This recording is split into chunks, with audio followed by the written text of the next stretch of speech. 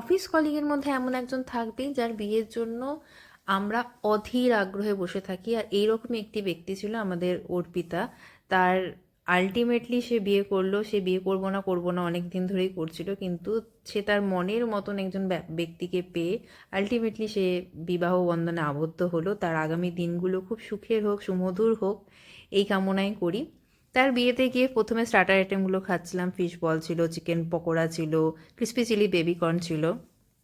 তারপরে এলো main course, main আইটেমের দিকে। তো প্রথমে এলো ফিশ ফ্রাই। ফিশ ফ্রাইটা যথেষ্ট ভালো হয়েছিল খেতে, আর ভেতরে ফিশের কোটিংটাও, ওপরের কোটিংটা পাতলা ছিল আর ভেতরে ফিশটাও ভীষণ ফ্রেশ ছিল, একদম ভেটকি মাছেরই ছিল। তারপরে এসেছিলো কড়াইশুঁটির কচুরি, আলুর দম, অনবদ্য খেতে হয়েছিল দুটোই।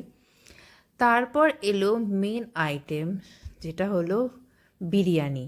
এত বিয়েবাড়ি খাচ্ছিলাম, ভাবছিলাম কবে একটা বিরিয়ানিওয়ালা বিয়েবাড়ি পাবো, সেটা পেয়েও গেলাম। মাটন বিরিয়ানি করেছিল। মাটন বিরিয়ানিটা নিয়ে নতুন করে কি বলবো, এত সুন্দর খেতে হয়েছিল, এত ভালো টেস্ট হয়েছিল। যে বিরিয়ানিটা বানিয়েছিল সত্যি সে অসাধারণ বানিয়েছিল। মাটনগুলো তো সুসিদ্ধ হয়েছিল, মানে এত সুন্দর মাটনগুলো সেদ্ধ হয়েছিল। চালগুলো পুরো একদম ঝরঝরে হয়েছিল। তারপর এসেছিলো চিকেন চাপ। চিকেন চাপটা আর বিরিয়ানির সাথে লাগছিলই না যে বিরিয়ানিটা এত সুন্দর খেতে হয়েছিল, কিন্তু তাও চিকেন চাপ ছিল। চিকেন চাপটাও খুব সুন্দর হয়েছিল খেতে। অন্যান্য জায়গার যে চাপগুলো হয়, একটা সলিড পিস দেয় যেটার ভেতরে কোনো মশলা ঢোকে না, ওরকমও হয়নি।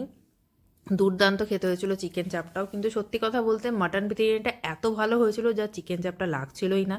তারপর চাটনি পাঁপড় আমি সবসময় স্কিপ করি। তারপর এলো মিষ্টি। মিষ্টিও ভেবেছিলাম স্কিপ করব, কিন্তু মিষ্টিটা এত ভালো ছিল যে স্কিপ না করে খেয়েই ফেললাম।